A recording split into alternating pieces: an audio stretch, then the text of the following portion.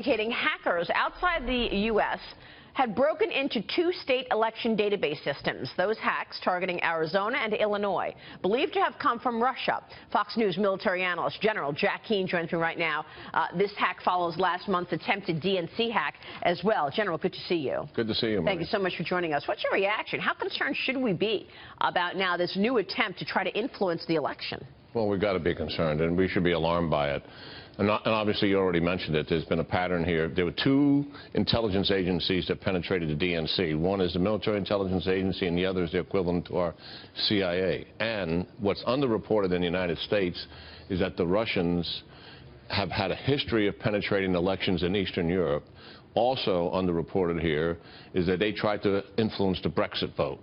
So they clearly used their cyber offensive capability to achieve their geopolitical objectives. But what, on the other side, how is our cyber forces? I mean, do we have the capability to get behind this and stop this and make sure that they don't penetrate?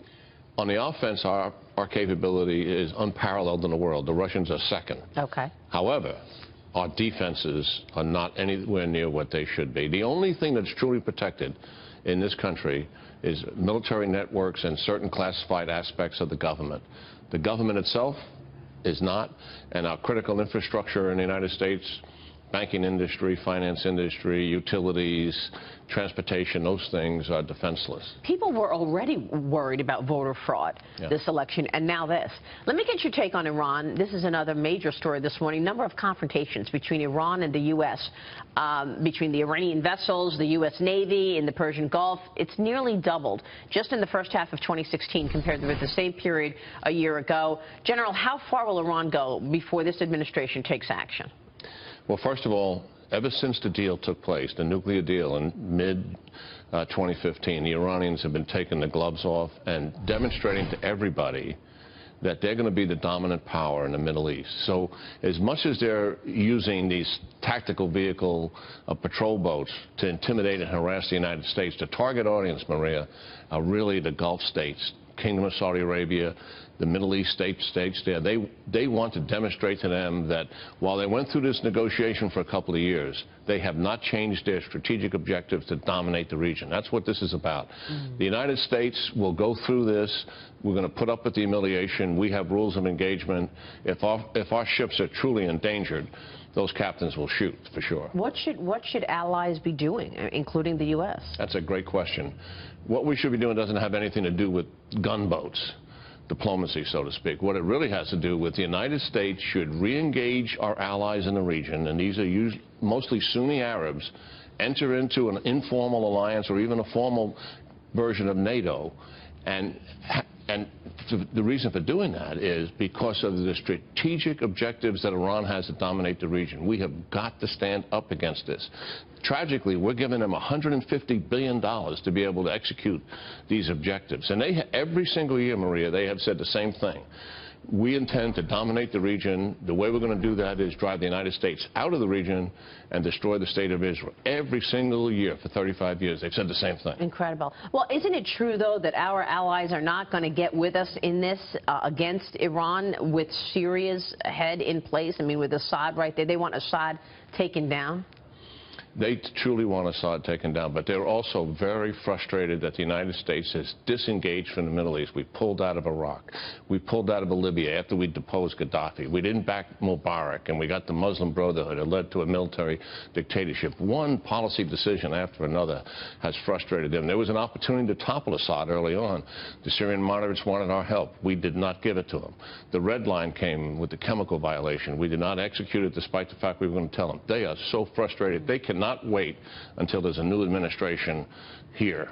By the way, a lot of people are frustrated. They're wondering what are the motivations of this administration with that laundry list that you just laid out. And then, of course, there's the Syrian refugees. So let me get your take on that. Yesterday, the United States admits its 10,000th Syrian migrant. The State Department spokesperson, John Kirby, says more are coming. Watch this. We will meet the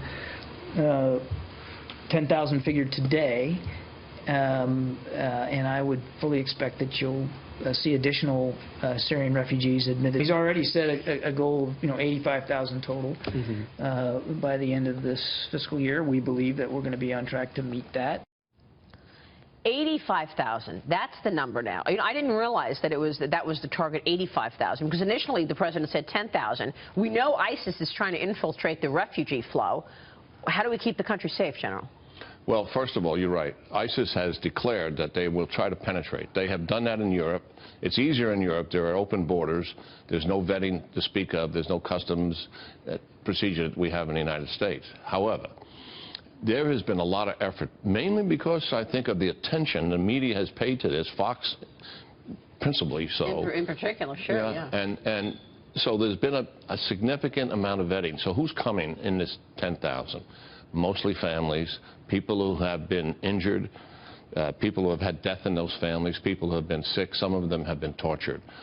If we have a young person of military age that's in that group and they're by themselves, I don't believe they're getting in because they would obviously be a threat. We have to be cautious. I think what we should do also, Maria, now that we've reached the president's goal of 10,000, let's have a hearing on it. Let's find out how well we did with this. The good news is we've not had any terrorists that we know of who have infiltrated this group. And we've been taking on average 70,000 to 80,000 people, refugees a year, and none of them have ever committed a terrorist act. So that is a good news here. Okay. But we have to be cautious because this is Syria. Right. This is where most of the terrorists are, and we got to make sure we know what we're doing here. So it sounds like you're confident that regardless, as they come in, we are doing a good job vetting. I suspect we are. Yeah, I mean, okay. I'm not seeing the process. Because I know ISIS has a passport machine, and they're trying every which way. But this is so much under a microscope. The easier way to get into the United States if they were ISIS is in the open visa program going through Europe or coming through with a phony passport. Yeah, which is what we saw, obviously, in the San Bernardino situation. General, it's always a pleasure. Thanks so much for joining us. It's great being here with you. Really appreciate it. Love having you in studio, so thanks for that. Thank you. General Jack Keane there.